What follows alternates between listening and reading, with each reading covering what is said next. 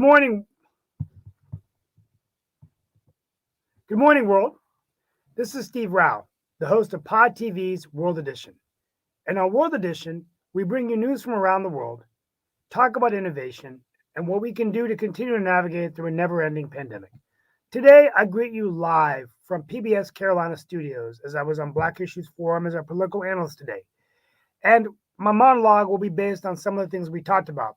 We talked about democracy, the Biden Democracy Summit, whether it met the goals that it was set out to do. We talked about student loan forgiveness and students now having to pay their loans as January 31st, 2022, the forgiveness of loans and the interest will end, and along with the waiving of interest payments. And we also talked about the voting rights legislation, the People's Act, the John Lewis Act, and whether or not this will be anything that the American Congress and Senate can pass while efforts are made to pass the stimulus or the Build Back Better program.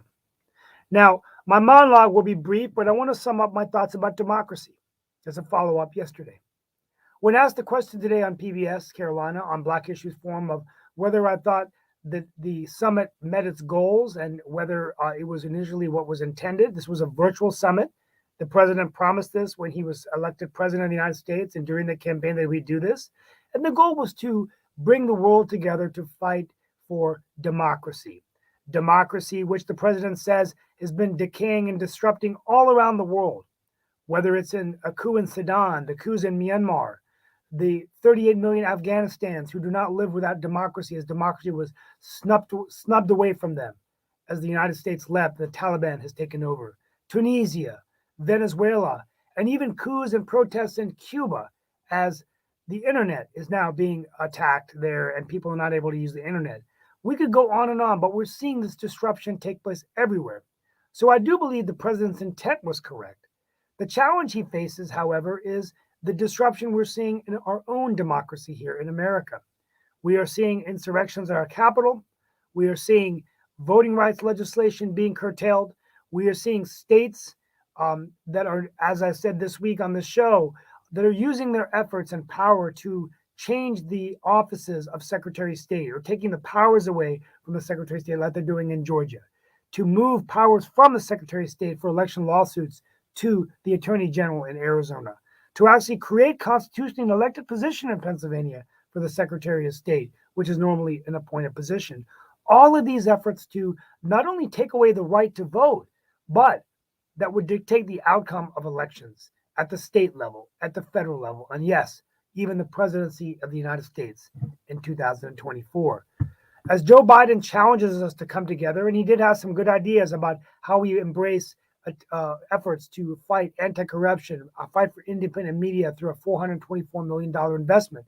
He also asked us to take on big tech, working to make sure that we're making social media companies accountable, that they can't come in and disrupt our elections, divide us here in the United States, affect our relationships with other nations around the world, and also the vulnerabilities we face in cyber attack, which are also a threat to our democracy.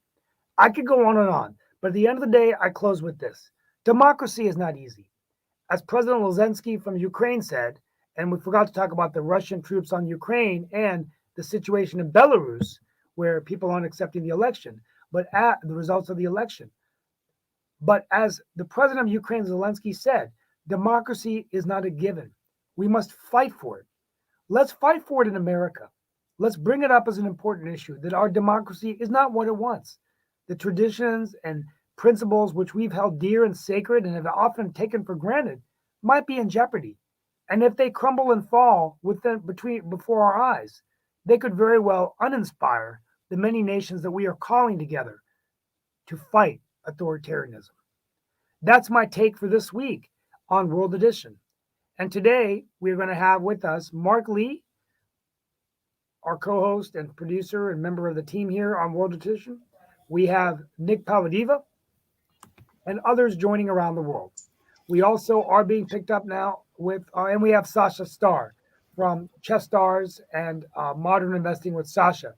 Well, folks, welcome here today for about 45 minutes with us today. But I want to begin with you, Sasha Starr, in terms of just this whole notion of democracy. Okay, I did not have time to do my homework assignment, Shasha, but I'm working on it.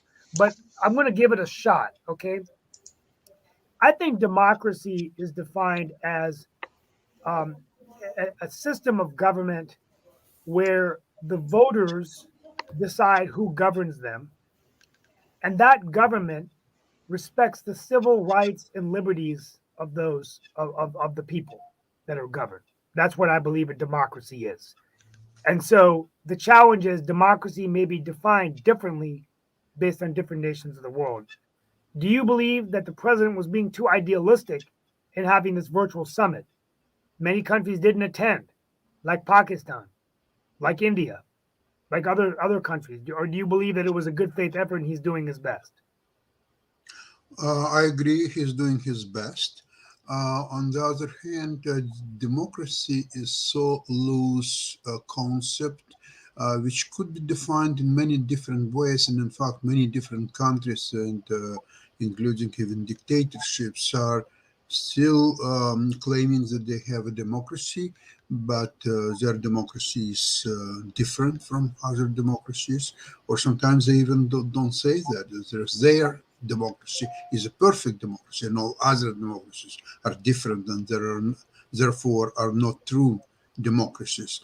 So it's the concept is very appealing. When you hear the word democracy, it's almost like a musical attributes has to it. You can use it in operas quite well. Um, Practically, what it means, it's extremely difficult to define because you can prove, it's like a cup of water. It could be half full or half empty, depends on your Yes, outlook. So absolutely. America, United States, could be defined as a democracy on one side, and it could be described as anything but democracy from the other side. And both the one point of view and the other one has a right to exist. Now, okay, Sasha, thank you so much. We don't know where did our other guests go? Oh, okay, there we are. Mark Lee. Okay, there you are. You just took the screen away. So we're going to stand this for. We're going to go topic by topic today, based on what we did at PBS, because I think it makes it an interesting show.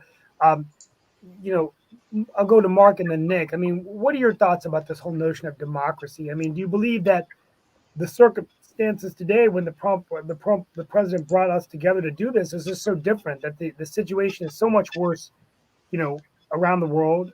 It's worse. You know, not only are we dealing with democratic, problems of democracy in America, but also, rising inflation, gas prices, the Omicron variant. I mean, it's like a Tom Clancy novel gone rogue. I mean, every day there's a crisis. Or do you believe that it's a good first step, and maybe he can do a follow up, and maybe break it down regionally in other nations of the world, other regions of the world?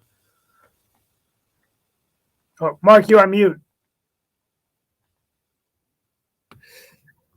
There we go. I'm unmuting. But like I said, we're both in different locations today. I'm at the HI Heritage Center while you're over there at PBS. So that being said, definitely, it's so great to be at a different location sometimes.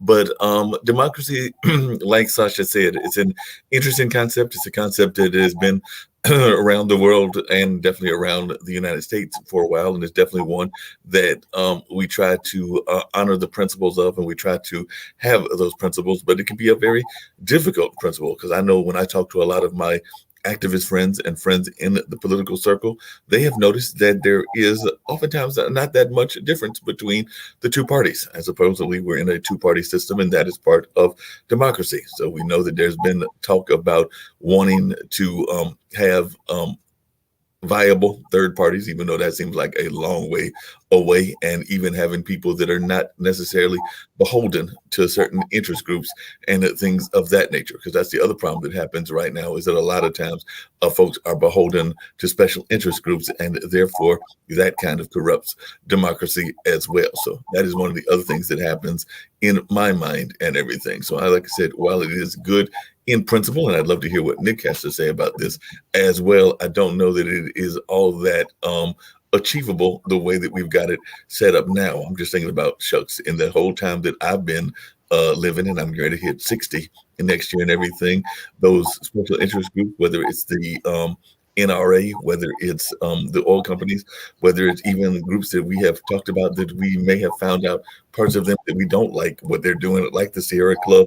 Those are oftentimes the ones that are the ones pushing the agenda, and they're pushing the agenda for their own reasons, whatever those reasons may be, including sometimes their own profit. But I know that Nick has found some interesting things about the Sierra Club and other organizations as well. So I'd love to hear your thoughts about how, while we like the concept, and it's a concept that we try to spread globally, I don't know that we even necessarily do a great job of it here either. So I'd love to hear other folks' thoughts as well, because I do think that it is a noble concept, but there are many noble concepts that are not always able to be pulled out in reality.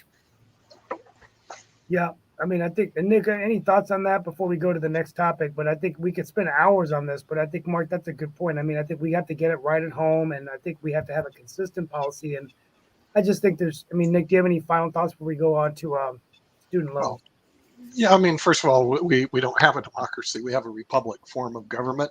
The democracy of old in Athens was everybody has a vote and everybody collectively votes together. We could, because of the internet, actually get people to vote. In other words, we could have more of a democracy than we do right now, because these issues could be raised on the internet and they could be thrown out to everybody, and everybody could vote. But is that really the more effective form of governance, especially when there's a lot of issues that need to be done? You know, governments, for the most part, is not sexy type of work, as you know. You know that, Steve. In other words, you got to make sure the roads are safe. You got to make sure that the firemen work, the policemen work. I mean, it's frankly a boring work. So the thing is, do you really need a democracy to make sure that the police officers show up to work and the firemen show up to work and the city hall gets cleaned every day? I mean, that's the real job of politicians, is to make sure stuff like that gets done. But that's not how people vote on you. They vote on, well, does he look like me? Does he act like me? Do I like what he says? I mean, so you're elected for totally different reasons than, Hey, than Nick, that. Yeah. Nick, you mentioned something. I know Steve's going to bounce back and everything, but you mentioned something earlier about optics, and definitely the optics of things that are going on, and the optics of being in that kind of profile that you are put in a nice light and everything. We're actually seeing one of those optic moments right now here in Durham. Durham has definitely, and for those that don't know, Durham is part of the Research Triangle Park, since we are a global network, and it is one of the cities here in North Carolina and everything. But it's had a crime wave, and there's no doubt about that. Even people outside of the area have told me that they've heard about the crime wave in Durham, North Carolina, and things of that nature. So what is our latest police officer doing? One that came from Morrisville, by the way. She has said she's going to go on patrol. So is she really going to patrol in a high crime neighborhood, or is she going to go patrol in a neighborhood that is more safe and everything because of the optics and everything? Well, that's a good question. She's a great leader. I want to give her a shout out if she's listening to this show. Chief Andrews is a wonderful leader. She ran our police department in Morrisville, but she's very innovative and out of the box. So I pray for her safety, and that would be interesting to see how she makes that call. It doesn't surprise me that her leadership is always hands-on like that. Yeah, she's very hands-on. Hey, Mark, it doesn't matter. You have to give her credit that she's getting out of the office and going to actually see the people and knock on doors. I mean, that's the kind of person she is. That's a heck of a person. I mean, yeah, I'm impressed. She's a great because most people in leadership positions love huddling in their little offices away from the people. I mean, that's just the way it is. Well, so I don't know who she is, but man, you got to give that lady a lot of credit. Let's go to our next topic. We'll come back to democracy. I think this will be a theme we continue to talk about. Just what's going on in the world with democracy. But at the end of the day, my closeout will be just on my final remarks on it. But we also talked about student loans, and there was a tweet President made during the campaign that he would potentially forgive $10 billion worth of loans, he's reneged on that promise. And there's already been $110 billion worth of loan forgiveness. He himself has reduced it by about 11 to $12 billion. At the end of the day, guys, do you think that that we should? Oh yeah, and the whole issue driving this is that, here's my question: end of this next month in January, the forgiveness of the loans ends and the interest payment waiver ends, and so people have been getting electronic notifications. Do you think that we should end the loan forgiveness, or do you believe we should be factoring in the fact of utilities and rents and other things people have to meet during COVID, and that we're actually trying to help them out? Or do you agree with the president that we have too many competing economic priorities? Nick, I'll start with you and then go to Sasha. Too many economic priorities. You need to send your friend Joe a hot cup of coffee on this one. First of all, let's look at the magnitude of student loans in this country, which a lot of countries that are listening can't even fathom this. Student loans in the United States total more than $1.8 trillion. Where Sasha lives in Canada, that's like their entire economy being borrowed in debt, their entire country in debt. Some of the other countries that we beam into, they don't even see close to 1.8 trillion. I looked at their GDP statistics. They're in the billions. They're not in the 1.8 trillion. So for him to say this is not a priority is a big mistake.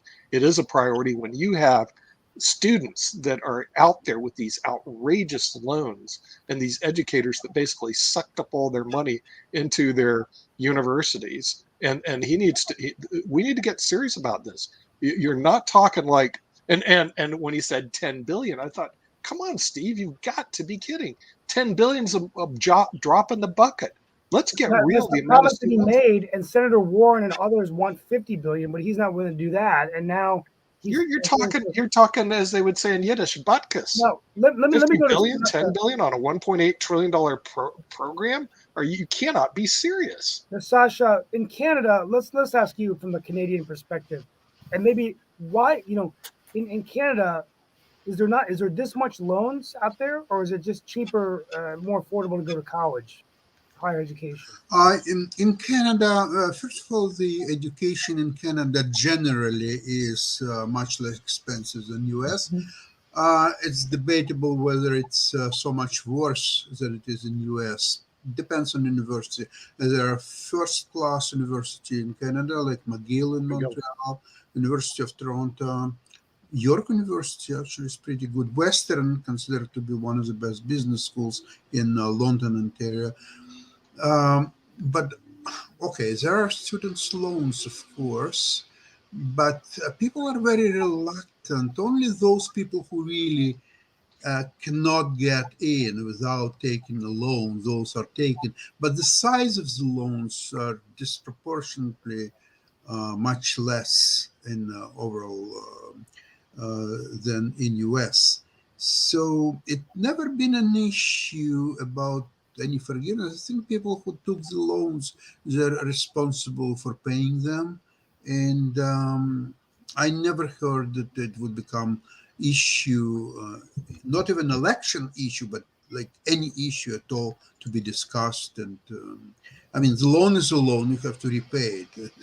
That's a basic understanding. Sure. Mark, before we go to the next issue, I mean, in your opinion, do you believe that we need to be factoring in the circumstances of what people are going through, single mothers, minority communities, lost their jobs, suffering, don't have health insurance, paying the rent, the gas, utilities.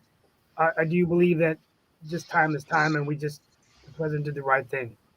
We definitely need to factor in what people are going through and the things that are happening during the pandemic. I mean, those loans can be astronomical, and I've even been guilty of myself of not necessarily being able to cover the loans that were given when I went to a prestigious university, namely the university that's on this shirt right here. And I don't know if folks can see it, but it is Marquette, and definitely I'm glad that I got that education from that Jesuit university.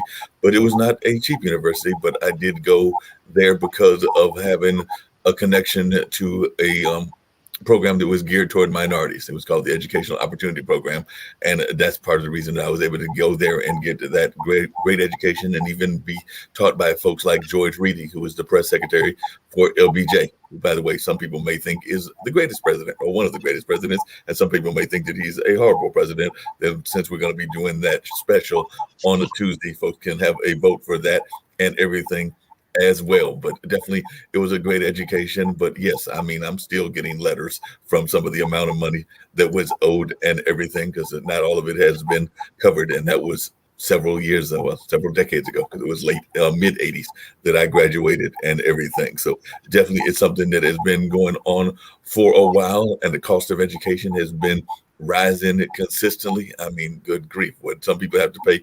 I don't even want to think about what my nephews are going to have to pay, because they're not that far away. They're 12 and 13, so they are now in what is that, junior high and everything. So that means they're Mark, do they still charge interest on those loans? They do.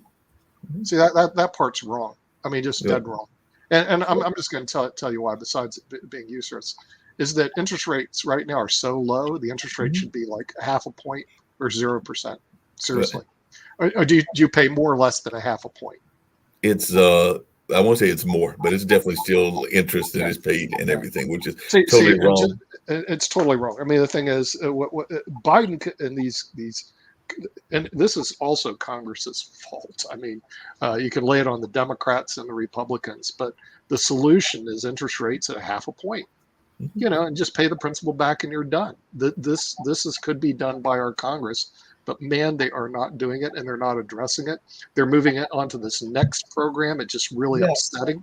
And that, You and know? that, yeah. But Nick and Steve, along those same lines, they've been talking for decades now, and I would say at least 0.5 point, baby. three presidential elections about if not free, very cheap education. Because right now, Sure. just to go to a small college, like I don't even think that Durham Tech is all that inexpensive, and definitely Central is a little bit more expensive than Durham Tech, and we don't even want to talk about what Duke is in terms of what their pay is and everything. But definitely these rates have been steadily climbing. Certain people, and I know you brought this up, Nick, certain professors that are tenured are definitely getting some nice fat salaries, but there's a lot of other professors that are on the non-tenured track that are not getting paid. They're barely making ends meet and everything. They're basically surviving year to year, contract to contract.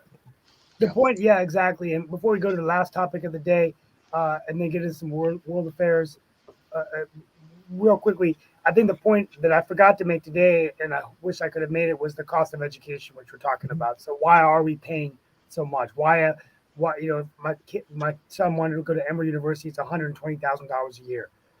Imagine if someone went there for college, and then for graduate school, med school, you're looking at $300,000 to $400,000 of debt, and you know you're going in, you're starting your life already in debt. So I think people are going to have to start making consideration changes. I mean, going to community college, reducing the cost, probably a conversation for another time. But going into our next topic, voting rights.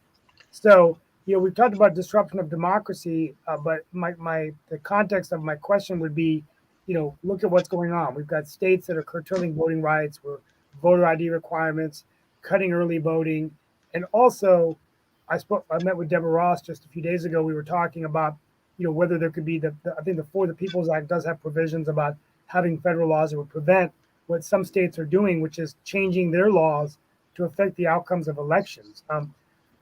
Senator Sinema is now saying she would support ending the filibuster on these types of issues so they could come together and do some voting rights.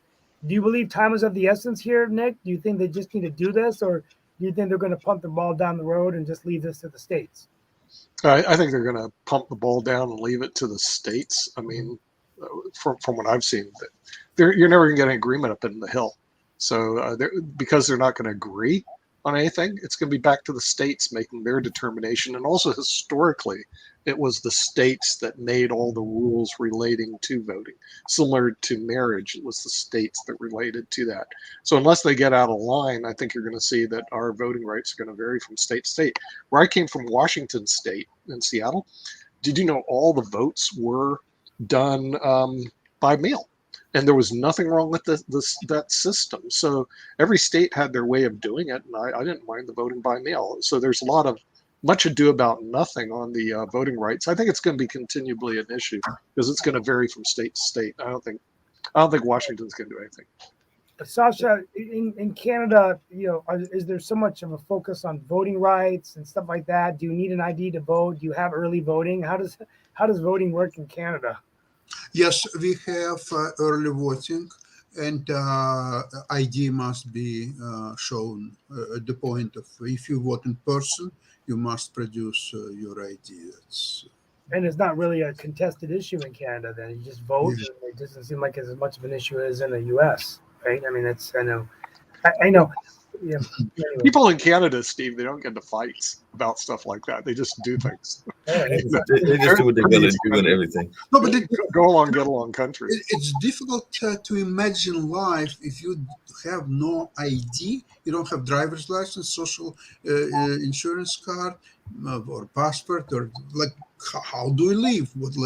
What the person you are, how you exist, how you make your living if you have no idea. I mean, in Canada, it's all next to impossible. Well, I mean, I think that's interesting, and so real quickly before we go into some other things around the world, just really quickly, I was going to add something to that, but a couple of things about the voting. Definitely, I am already getting a little bit confused, and I think Nick and everybody else is when we're seeing voting scattered. We thought we were going to vote one time, and now it's going to be in May because of the changes in the way the Supreme Court is changing and making their decisions around gentrification and around redistricting and a number of other things. So it's getting to the point now where you think that you're going to vote, and then you turn around and you find out that you're not going to vote till later. And then sometimes you lose that interest in the voting because you're still trying to figure out whether it's going to be, April, May, June, July, when the actual election is going to be held, because they keep shifting it and everything. Nick actually brought up a good point that I think a lot of people have been tossing around, and it has some safety concerns, but a lot of people I think would be more and more open to it. And I don't know what you think, because you just got done with an election, Steve, but what would you think about voting, not just by mail, but voting through the internet? Because more and more people have access to the internet. They have access to voting, and that is actually how people have voted for, definitely some pertinent things like contests and things along those lines. But we did see the kind of ways that American Idol and other things were voted on and to determine a winner. I don't see why eventually that might not happen in the political circles. But then again, you have the culture of hacking and things of that nature. I think you definitely would have more people vote, but I think that you do have concerns about fraud, identity. There would have to be very specific identity, requirements in terms of it may be no different than, you have to have secure password, two-factor authentication where you get, something on the phone. It maybe is something to think about, but I honestly, I just don't think I think it's a pipe dream. I think knowing how stringent the board of elections are and the county board elections, state board elections, just don't see how our general assembly. I think those kinds of laws would have to be passed by the states unless the federal law would come in and allow online voting. You would significantly increase the Steve, but it's these days is so easy. Many financial institutions, at least quite a few that I'm using, they're using a two-step verification process. Right. You're registering, and then the message is sent to your iPhone or your email, whatever you prefer, and you have to verify that it's you to respond to it or so on. So, I mean, in case of voting, it's just the same procedure could be implemented. It's not so, technically, it's not so difficult. I'm not sure if there is a will to do that, but it's definitely possible. Do we have time for a quick commercial break? If we yes. Yes, okay. please. Right, thank you.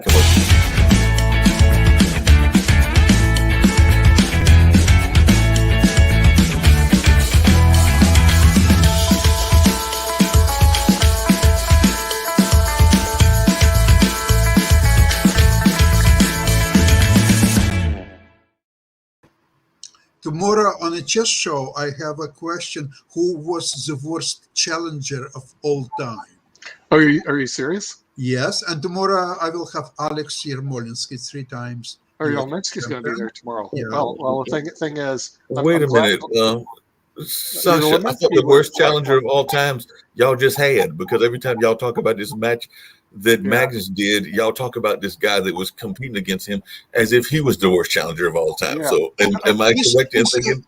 He's a heavy contender. He is a heavy contender. But the thing is, we can do a poll on that. But with that, we're just going to take another quick commercial break.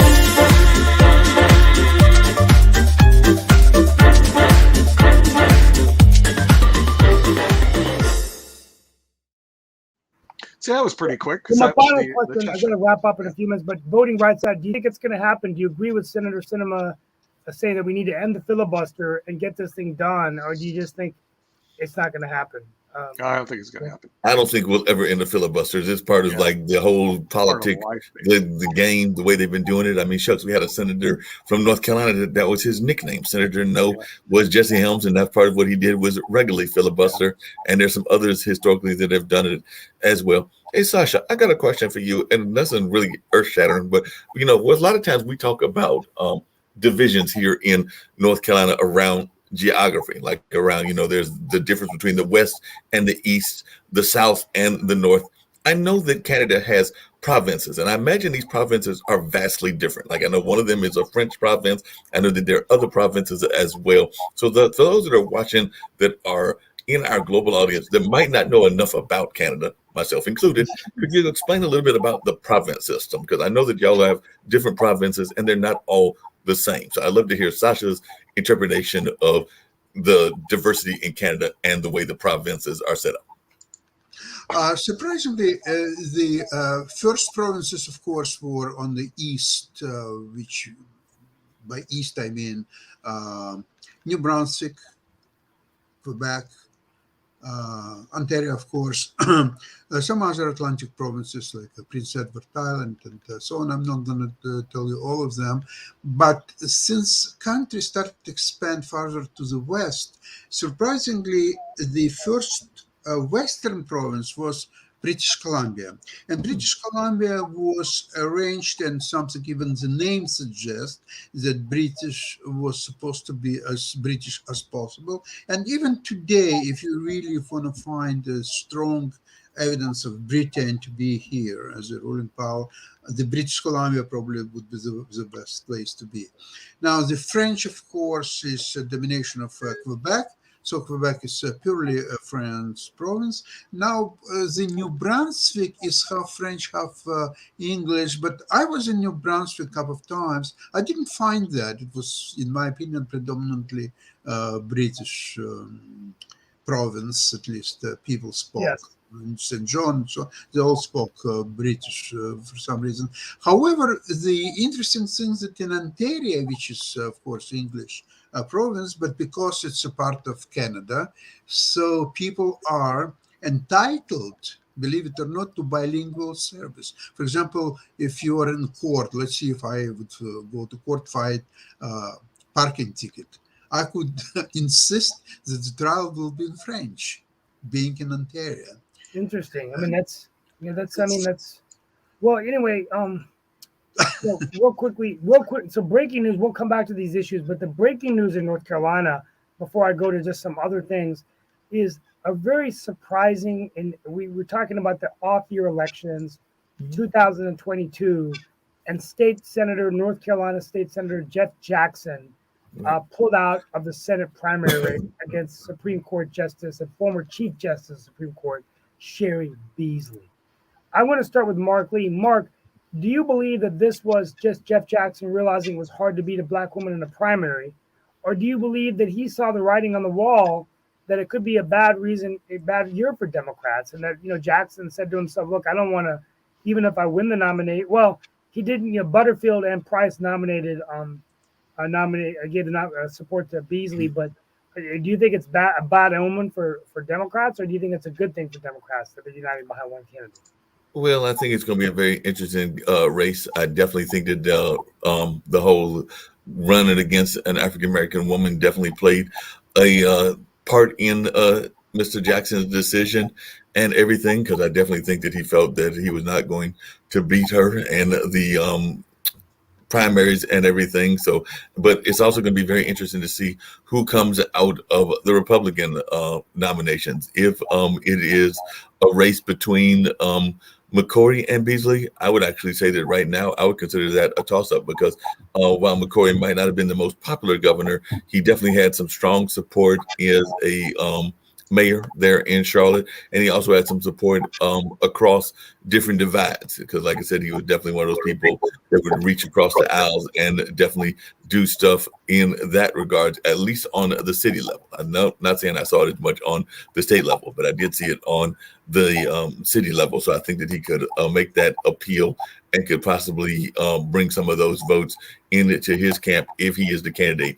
I think that I've heard some relatively good things about Mr. Walker as well. Now, Mr. Budd, who is the candidate, I believe that's the gentleman's name, that has gotten the support of Trump, that he's a more divisive figure. So if it's a race between him and Beasley, then I could see a whole lot of mudslinging and a very divisive race in that sense. But I definitely think that either McCrory or Walker, it would be a very close race in this state, which is considered a swing state and a purple state. So I do think that a lot of money is going to be thrown in, and we're going to try to figure out who is the winner in that regards and everything. I just wanted to just slightly pivot and just slightly to something that Sasha said, because that's something that I have felt that we needed more of. And Nick, you're really big on education. So I'd love to know your thoughts about this, because a lot of countries around the world are bilingual, and they definitely make it a point to be bilingual in their education system. I don't know that we do enough of that. And, you know, there are schools that are teaching Mandarin. There are schools that, of course, are teaching Spanish, but are they really that active in our public school system? And are our kids able to go around the world, and a world that is definitely more and more bilingual? I would think that it's almost mandatory that you know one of the Chinese languages and probably one of the Spanish languages. That's one of my great regrets, is that that was my Achilles heel, or one of them in school, was those foreign languages, and it kicked my backside the whole time. But if I was ever to learn something at this age, it would be a foreign language, because I think it's very much of a necessity. But do you think our school systems are doing a good job? No, we don't. But the thing is, I agree with you. We should learn Chinese, because as I went to Europe, Mark, most of the Europeans know English. English is like taught in the schools, so their second language are English. So everywhere I went, all the young people spoke English really, really well. In Italy, and Greece, and Switzerland, and Netherlands, I mean, everywhere.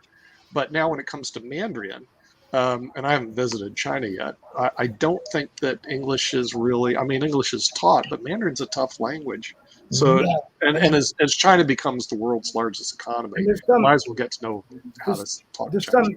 There's some Indians that live in Morsel area that I've met that speak 4 languages, Hindi, the local dialects. I just don't understand how they do it, but some of them learn at younger age. No, you got to learn it when you're younger. In other words, the thing is, you got to teach it in the schools when people are young, and I think Mandarin should probably be mandatory, because Nick, your prediction, Beasley, who's the better opponent, McCrory or Budd? Probably McCrory, because he's got more name recognition. This Budd guy, I don't know who he is. Is he some Trump hack? Yeah, no independent's going to vote for a Trump hack, so you can forget it. He'll make a lot of splash because he'll get Donald involved and all this other stuff. But independent people are done with Trump and all his hackers, so he's not going to get any switchover votes, so he'll lose. The best one for the Democrats is to get whoever the Trump hack is up there, because they'll hack him to death, which I guess is this Budd guy. Yeah. But then I would think the Democrats going to win. If they get McCrory, I think McCrory would win the seat, because he's more moderate and he's not a nut. And people, I think honestly, Steve, people around the country, especially the ones in the middle, which are the vast, we get tired of the nuts. We just really do. He doesn't want to listen to them anymore. It's just, I'm kind of like done with the Trump nuts and whoever the nuts are out there. So Nick and Sasha, speaking of nuts, what is the perception of AOC and the other people that are considered more to the liberal side? We hear the perception of the Trump folks, but I would love to hear the Canadian perception. Well, at least in the U.S., a lot of the perception is they're wing nuts on the other side, Barry Sanders and AOC.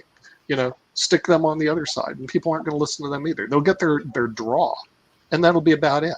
you know, and they're not really a viable candidate who really elects people as the independents, and they're looking for moderates. Mark, So, they're not looking for nuts. They're so not really looking for quick, the left nuts or the right nuts. before I leave today, just some things around the world before I give my final take, and I got to head out early. But the FDA has allowed patients to receive abortion pills by mail. Interesting. The Democrats' $2.2 billion social policy bill is stalled. Going to talk about Ashley Biden's diary next week.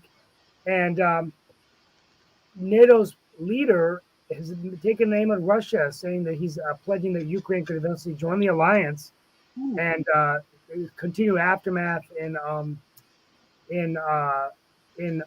Kentucky with the tornadoes.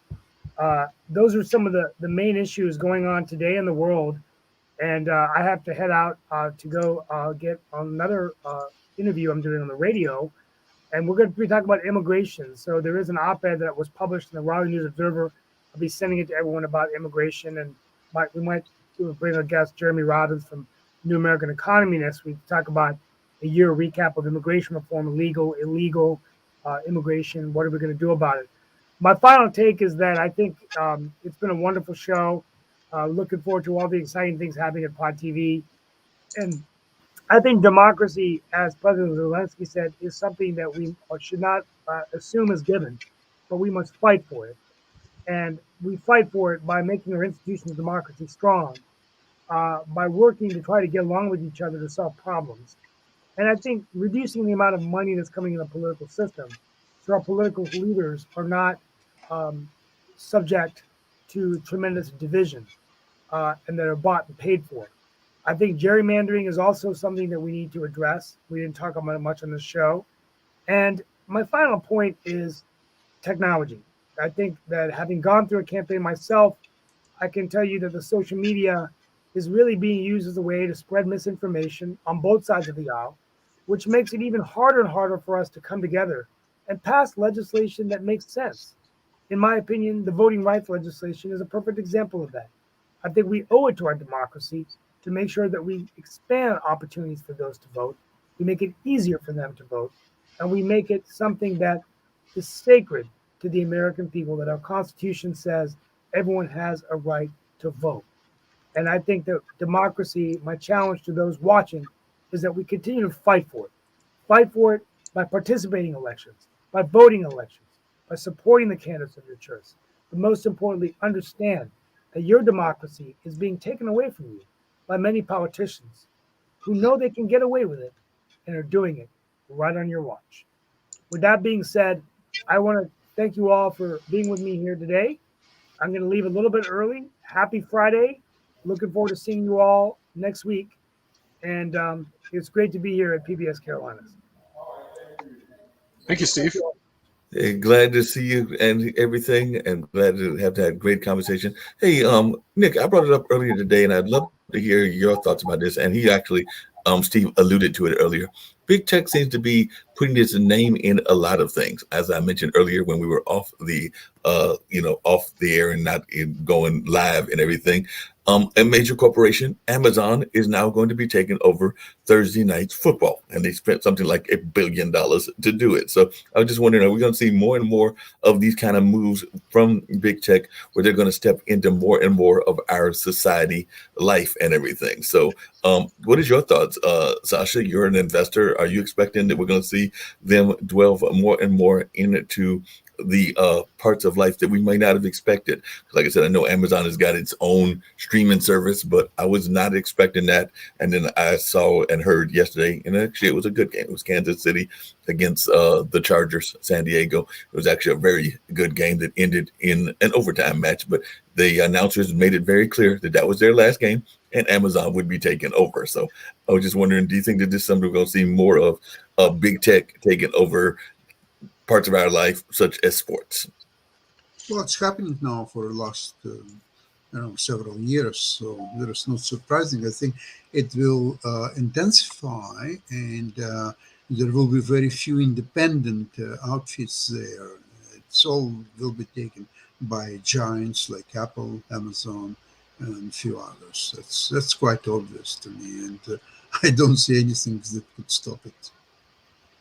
I agree with Sasha. There's nothing to stop it. And that was actually something I predicted, a trend that would happen, Mark, is that big tech would start taking over. I mean, we started our television programming with big tech, IBM TV with IBM, but IBM decides to go a different direction. Look, you can't fight the whale, man, and they're hard to harpoon. So you have to move a different direction. And here's the direction we're moving, which I don't know if Sasha knows. Okay, it looks like we have a deal now with Roku, Vimeo, BBC, and Al Jazeera. So we definitely are broadcasting now, rebroadcasting on the Facebook pages of BBC and Al Jazeera. But starting January, we're going to be on Roku and Vimeo. Now, my question, which is basically a service that Netflix and uses, and so does Hulu and all this other thing. But my question is this, Sasha. In the United States, we have about 59 million people that get Roku. It's the streaming service on your TV. I have Roku, yes. That's what I wanted to know. Does Roku go into Canada and other countries? Absolutely. Okay, so it's on your TV set. All right. No, I bought actually a lot of new sets are coming with Roku built in, but I don't have it. Okay, I'm using Roku now for almost 10 years. So. Okay, so you have it outside the set. It just beams outside. It's a very small device. Small device, right? Yeah, okay, and you beam into the device. Okay. Well, starting next year, when you go on Roku, you'll be able to type in Pod TV. The icon's going to show up, and so will 65 of our shows. So you'll be able to watch 65 shows on the Pod TV network starting probably in January. January 1st, hopefully. That would be great. Yeah, we can do that on January 1st, or at least early part of January. That would be great. One of the other things that I learned that I did not know, it's always great hearing different things that you're not always aware of and everything, is that apparently, because there was a big glitch involving Instagram and some of the other people. But what I did not realize is that actually, and speaking of Amazon, apparently LinkedIn uses the Amazon servers as well, because I was actually on a friend's show that is separate from ours and everything, and they were not airing, and I was asking them why, and apparently LinkedIn uses the Amazon server. So apparently that's something else that I was not aware of, is that some of the times these organizations that we think are big are actually using some of the other organizations that are bigger's service. Oh yeah, well they all sort of work together. So it's almost like they compete against each other, but they also work with each other all the time in technology. So the big tech is kind of interesting how they work together and they compete against each other. But tomorrow we have the chess show, by the way. Yeah, the chess show will be on Roku starting next year. Which I think is our only chess show. Guys, I joined back. Steve's back. I decided to just close out the hour with you. Okay. Oh, really? Okay. Well, that's good. I ended my monologue early, but I was feeling a bit tired. I got up at 5 a.m. to get ready for the PBS, and I was in here by 7, and now I'm feeling a little achy and overexhausted, and I've got, but anyway, I want to. Yeah. Well, the thing is, when you're gone, we were just talking about other business, about our move. It's not that we're not going to be beaming through Facebook, YouTube, and all the social networks. We're just going to add on Roku and Vimeo as distribution. Really weird. So we'll be on TV on Roku. Yeah. In other words, okay, what you do is you'll go to Roku, you'll type in, there's a little thing you type in, Pod TV, and our icon will show up and all the shows will show up. And it's going to be a free service for everybody. I use Roku to access Pod TV. So would I just go there, and would it be on the YouTube TV, or we'd have to have No, it'll be on the YouTube. It should be on the Roku service, which it'll have YouTube. Okay, you'll have like YouTube TV. If you have YouTube TV, then you'll have Hulu, and then there'll be Pod TV, and then there's going to be Netflix and all the stuff. So you go to your TV, you see all those things. Yeah, right. Yeah, we're going to have our own icon. We've already have our icon bought. It'll be Pod TV, the social media network. It's going to be launched probably in January. Our goal is to get it up by January 1st, but I can't 100% validate that. And also we're going to be on the Vimeo service as well. So we're going to have two different services that are going to be used. Sounds amazing. And the thing that I was looking for is, okay, I know that because I was meeting with the developers yesterday, that they harped that the United States has 59 million people that subscribe to Roku, and I was going, well, what about outside of the United States? Because we beam in all these other countries, and I don't know the demographics on that, but apparently it'll be also in Canada. It's not like we're going to shut off this on Facebook. No, we'll still do Facebook and We're still going YouTube to and do the all rest of this. them. It's just gonna, Oh, it's yeah. just it just gives people another opportunity. If you're in the evenings and you want to watch the programming, you just press the button and you go watch our shows in the evening. And we have a lot of, Hey, Nick, Mark, you've been bringing a lot of new evening programs. I've got two new shows. We've got actually Alan Thornton is a gentleman that is out of Texas. He did a launch of his show on this earlier this week. I want to say it was either Wednesday or Thursday. The fitness young lady is going to be coming on and doing a test run on Sunday, this coming Sunday. So she'll be doing a test run Oh, so this we're going to have Sunday. a fitness show then. We're gonna have a fitness show, Okay. and we're looking at a couple of other shows. You know, we got to all become fit like Steve Rao, because Steve Rao is Mr. I know. Fitness. Well, So we all got to become. Steve plays tennis and he runs. He does all sorts Yeah, of he fitness runs, he stuff. does all that. He's going So we to all live gotta to like become- 110. Yeah, we've all got to become fit like him, so that we can all help his campaign when he runs and everything. Yeah. Hey, Steve, before we wrap When he up, runs, he was can physically run. I bet he could outrun all his opponents. he can run all those other politicians.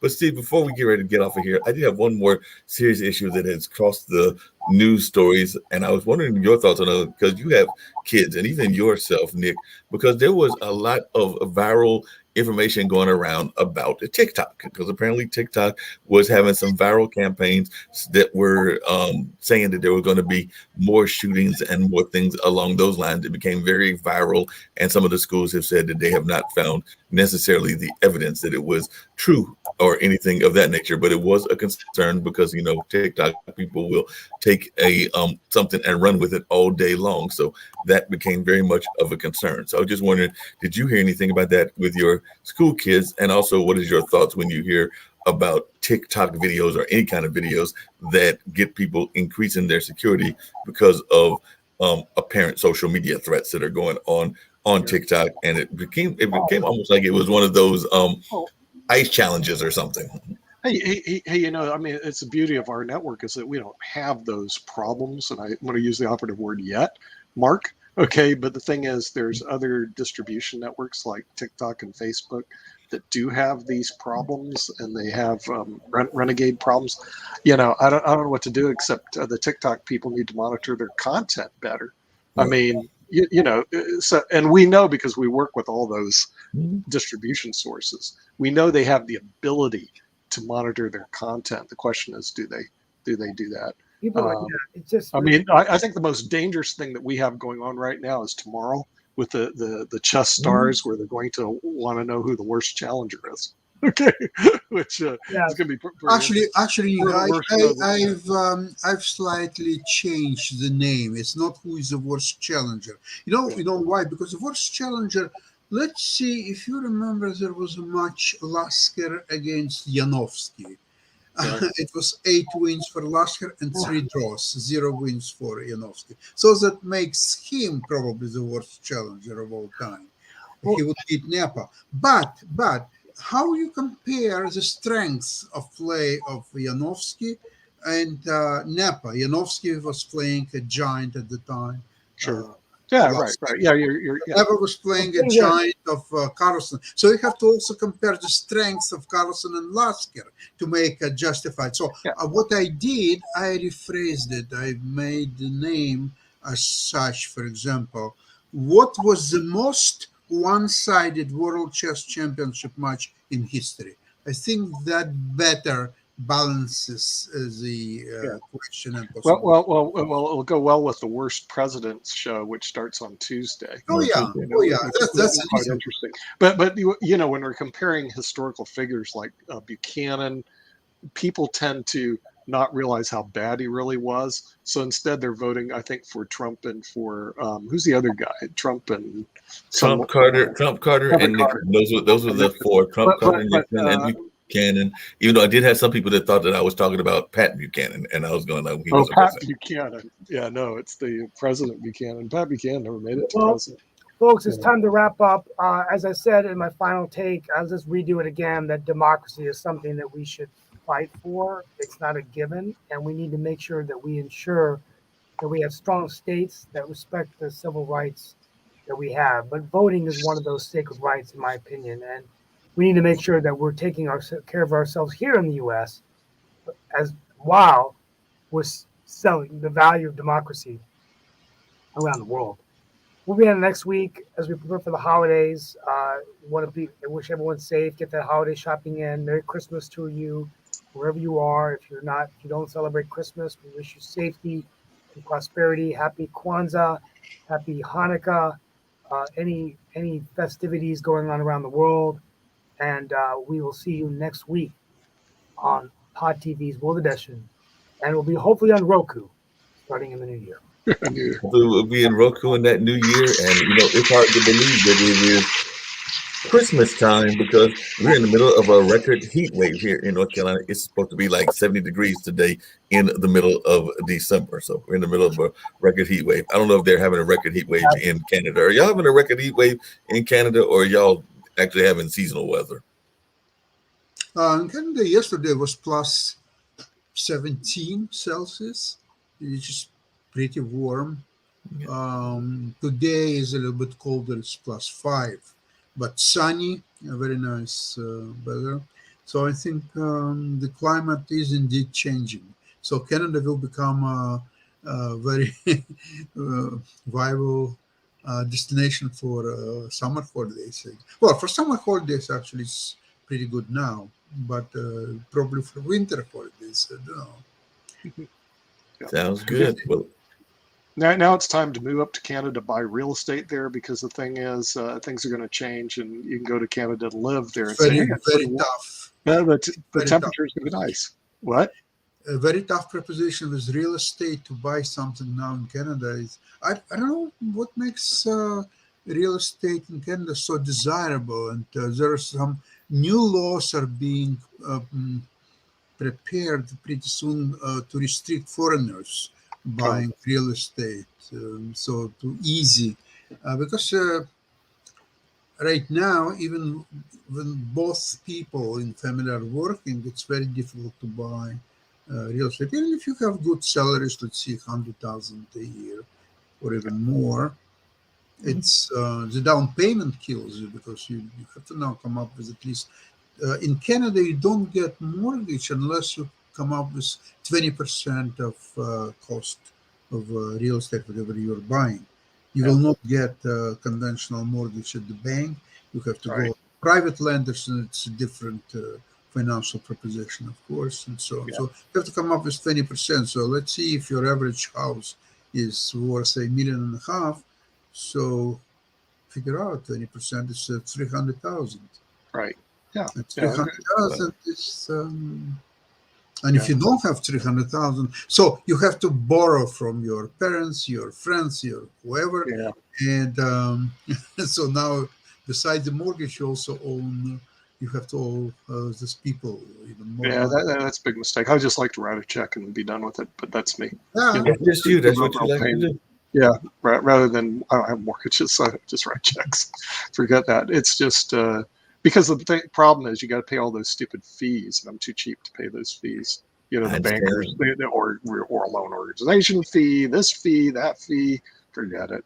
Well, we'll have to talk about that maybe next week, because it's time to wrap up and everything. And maybe we'll see Shaquille again next week, since he's still partying for his birthdays. He's partied all week long, so maybe he'll be back next week, unless he's partying all month long. Yeah. All right. Yep. We'll see you guys next week on World Edition. I guess we're out of here. We're out of here.